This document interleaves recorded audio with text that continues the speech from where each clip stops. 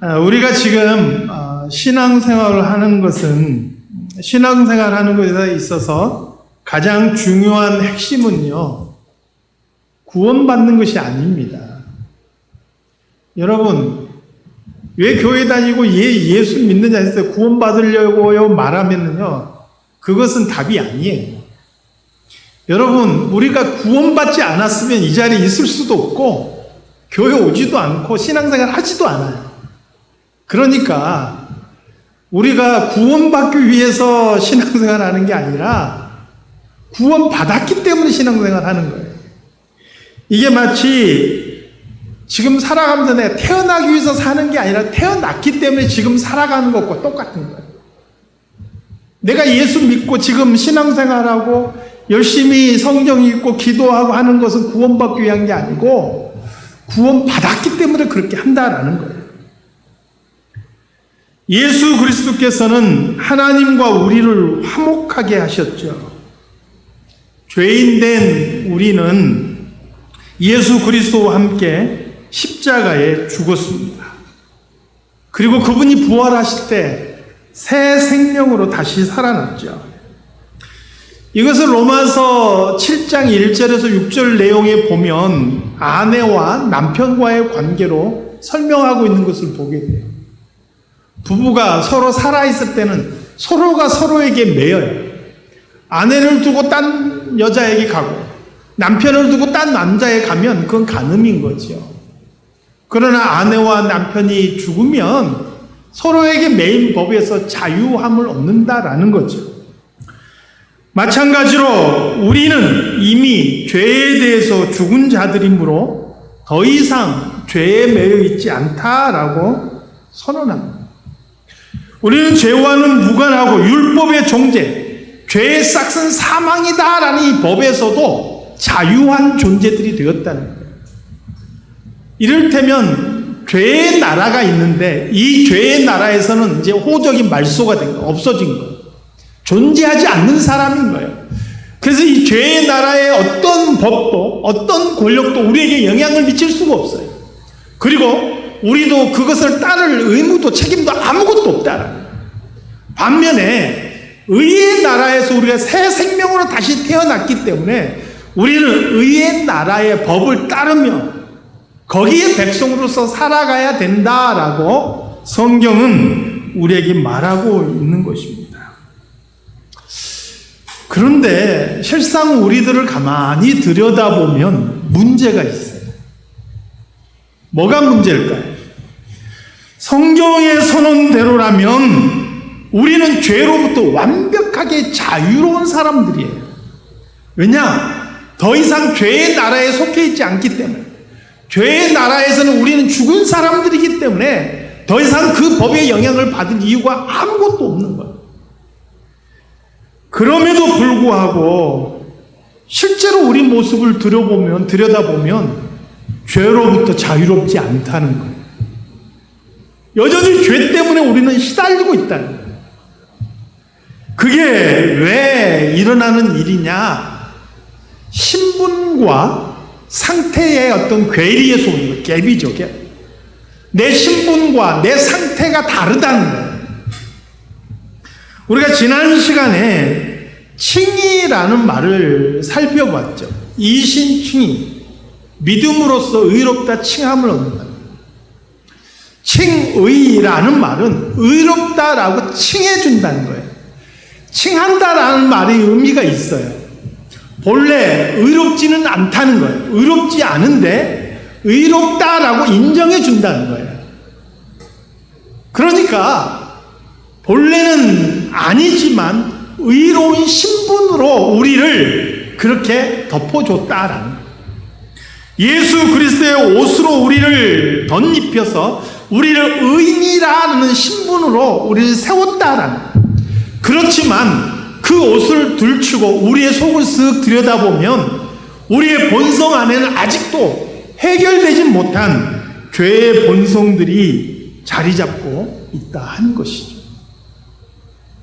오늘 본문에서 바울은 그런 우리의 상태를 자기 자신을 예로 들어서 적나라하게 보여주고 있죠. 21절 말씀을 다시 한번 같이 읽어볼까요?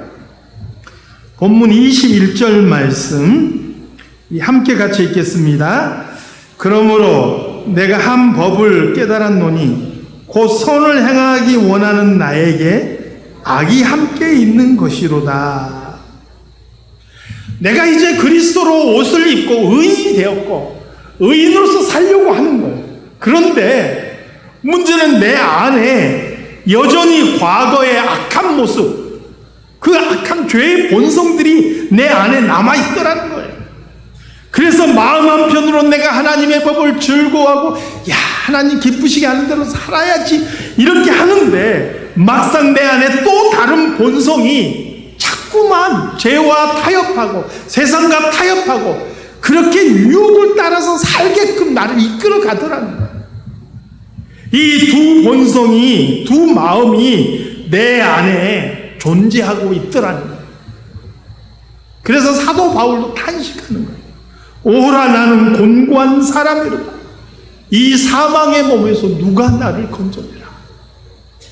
정말 하나님 기쁘시게 하고 살고 싶은데 이놈 몸덩어리가 자꾸 죄를 좋아하는 거예요. 누가 나를 여기서 건져낼까? 정말 내가 근심이구나. 이렇게 탄식하고 있는 것이죠. 그래서 우리는 예수 믿고 예수 그리스도의 사람으로 살려고 마음먹은 그 순간부터 전쟁이에요. 예수 믿고 마음의 평화를 누리고 아 기쁘다 행복하다 이렇게 해서 살 줄 알았는데 예수 믿는 그 순간부터 전쟁인 거예요. 무엇과 전쟁입니까? 죄와 전쟁이라 하는 거예요.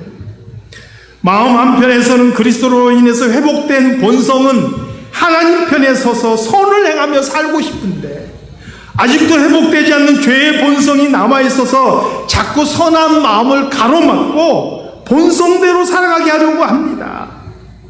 우리는 예수 믿는 그 순간 이렇게 본성대로 죄를 짓고 살려고 하는 그 마음과 더불어 싸우는, 전쟁하는 사람인 거예요.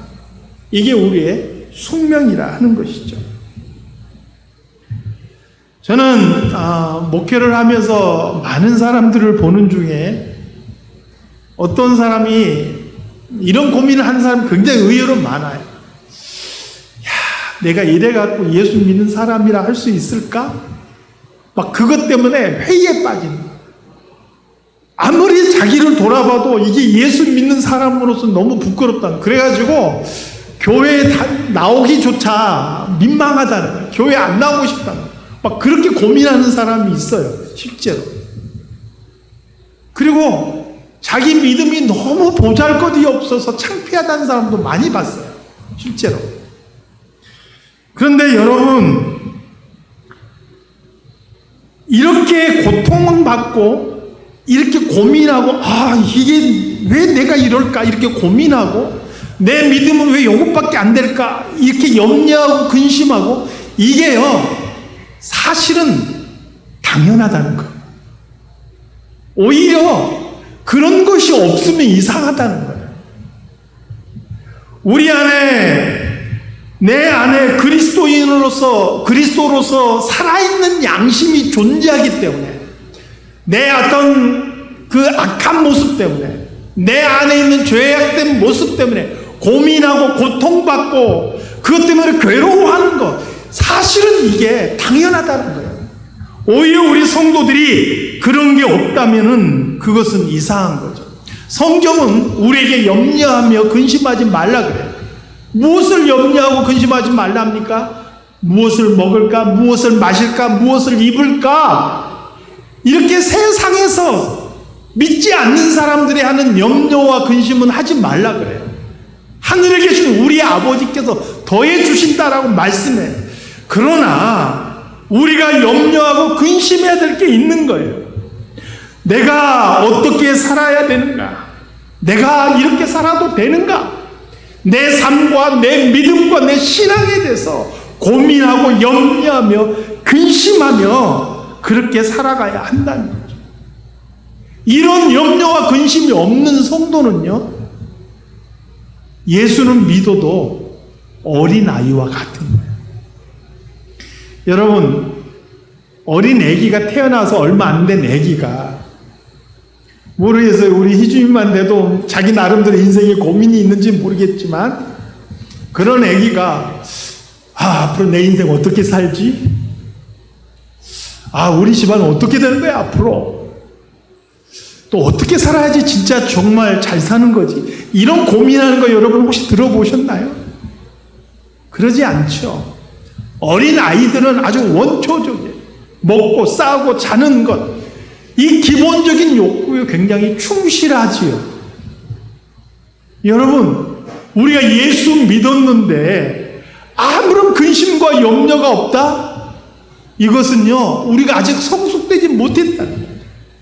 내 믿음과 신앙에 대해서, 내가 하나님 앞에서 어떻게 살아야 될지에 대해서 고통받고 근심하고 치열하게 고민하는 삶, 그게 바로 성숙한 그리스도인의 삶이라 하는 것이죠. 죄와 대면하면서도 고민되지 않고 고통스럽지 않다면은 그것은 너무나 이상한 거예요. 그래서 아까 인용했지만 사도 바울조차도 내 마음으로 하나님의 법을 따르고 싶은데 마음 한편에 죄의 법이 내 안에 있어서 나를 자꾸 그쪽으로 끌고 가는 거예요. 이게 너무나 고통스럽기 때문에 탄식한 거예요. 오라 나는 곤고한 사람이다. 자신 안에서 싸우는 두 마음 때문에 고민하고 고통스러워하는 것이죠.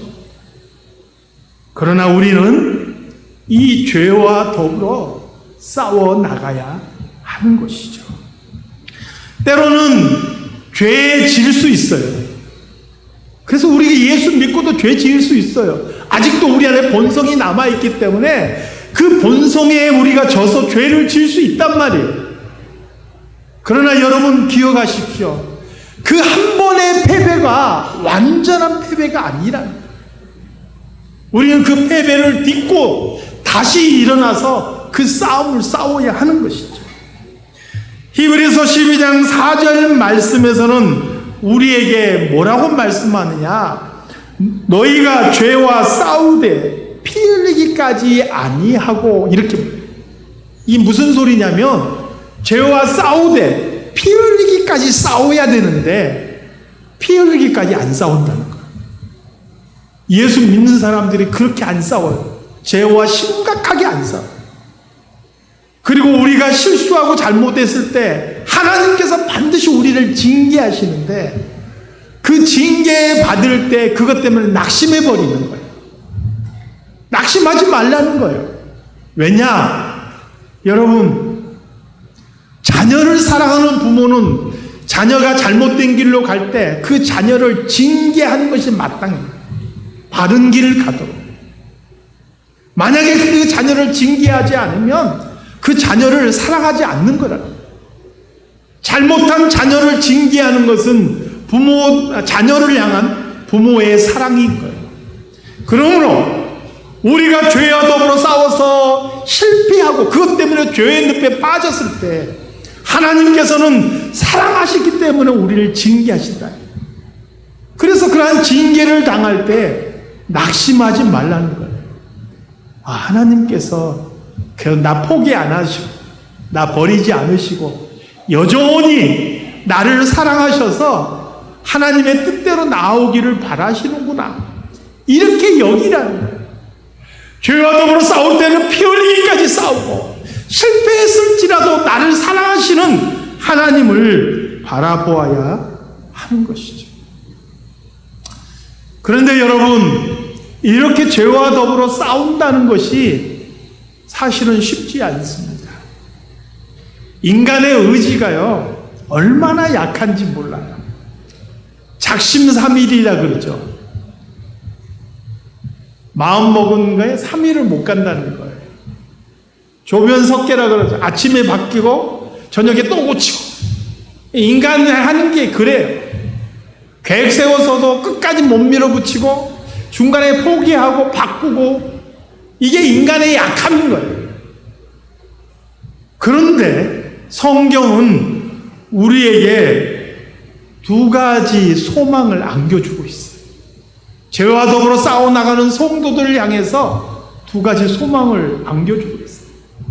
첫 번째가 뭐냐? 죄와 더불어 싸워나가는 우리들에게 예수 그리스도께서 함께 하신다는 거예요. 할렐루야. 할렐루야. 본문 25절 말씀, 우리 주 예수 그리스도로 말미암아 하나님께 감사하리로다. 실컷 탄식하고 고통하던 그런 바울이 느닷없이 예수 그리스도로 말미암아 하나님께 감사한다, 이렇게 이야기하고 있어요. 그 이유가 무엇입니까? 우리가 고민하고 당하는 그 모든 일들을 주님께서는 이미 이 땅에서 당하셨고, 그리고 그 모든 일에 대해서 이미 승리하셨기 때문에 그렇습니다. 그리고 그 승리하신 주님께서 이렇게 선언하시죠.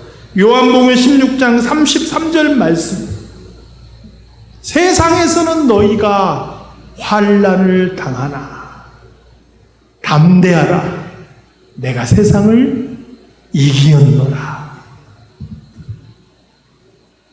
세상에서는 우리가 환난을 당한다는 거예요. 그렇지만 담대하라. 왜요? 이미 예수님께서 이기셨기 때문에 우리도 그 주님 따라 이긴다라는 것을 약속해주고 계시는 거죠.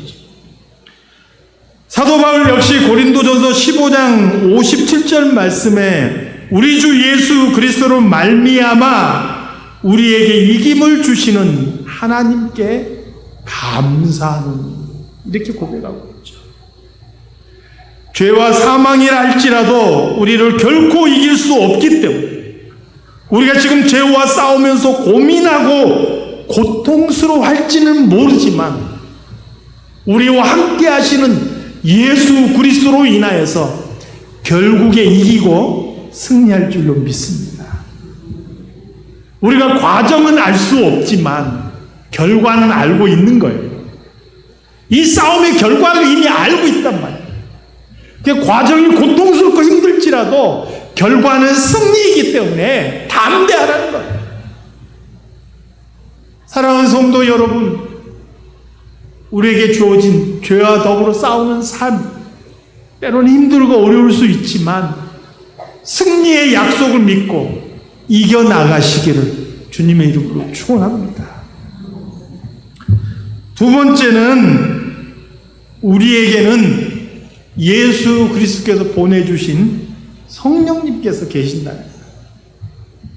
예수님께서는 승천하시기 전에 제자들에게 보혜사를 보내겠다 약속하셨어요. 보혜사, 은혜를 베푸시는 분, 돕는 자, 이런 의미를 가지고 있어요. 바로 성령을 의미하는 것이죠. 본문 이후에 이어지는 8장에서 이렇게 말씀하는데요. 이것은 우리가 찾아서 같이 읽어보겠습니다. 우리가 힘들고 어려운 때 나 혼자서 그 짐을 짊어지는 게 아니라는 거예요. 이 말씀이 얼마나 힘이 되고 위로가 되는지 몰라요. 로마서 8장 26절에서 28절 말씀인데 성경을 찾아주세요. 로마서 8장 26절에서 28절 말씀까지, 이것을 다 같이 읽고 말씀을 마무리하겠습니다. 우리 한 목소리를 같이 읽겠습니다. 이와 같이 성령도 우리 연약함을 도우시나니 우리가 마땅히 빌 바를 알지 못하나 오직 성령이 말할 수 없는 탄식으로 우리를 위하여 친히 간구하시느니라. 마음을 감찰하시는 이가 성령의 생각을 아시나니 이는 성령이 하나님의 뜻대로 성도를 위하여 간구하십니다. 우리가 알거니와 하나님을 사랑하는 자 곧 그 뜻대로 부르심을 입은 자들에게는 모든 것이 합력하여 선을 이루느니라. 우리 안에 계시는 성령님께서 우리의 연약함을 도우십니다. 그분이 우리를 위해서 간구하시는데 하나님 아버지께서 그 성령의 생각을 다 알고 계십니다. 그 말은 뭐냐? 내 안에 계신 성령의 생각을 다 알고 계신다는 것은 나의 약함도 아시고 나의 필요도 아시고 내가 무엇을 위해서 기도하는지도 다 아신다. 그러므로 우리는 약하지만 우리의 기도와 성령의 간구를 들으신 하나님께서 우리를 능하게 하실 줄로 믿습니다. 우리를 고아와 같이 그저 버려두지 않으시고 임마누엘로 약속해 주셨고 보혜사 성령을 우리에게 보내주셔서 우리를 돌보시고 우리를 이끌어 가십니다. 사랑하는 성도 여러분, 그래서 우리가 예수 믿는 사람으로서 이 세상에서 죄와 더불어 싸우되 부끄럼 없이 하나님 앞에 설 때까지 그렇게 싸워나가며 승리하시기를 우리 주님의 이름으로 축원합니다. 하나님 아버지, 우리가 예수 그리스도의 은혜로 말미암아 구원받았습니다. 이제 우리가 사는 것은 구원받기 위해서가 아니요, 구원받은 자로서 하나님을 기쁘시게 하기 위해서 살아가는 것임을 믿습니다. 죄와 더불어 싸우는 성도들이 되게 해주시옵소서. 그저 물 흘러가듯이 흘러가는 삶이 아니고 죄를 거스리고 죄를 대적하고 마귀와 더불어 싸우며 영적인 전쟁터에서 이기며 승리하는 우리 모든 성도들이 다 되게 하여 주시옵소서. 예수님의 이름으로 기도드리옵나이다. 아멘.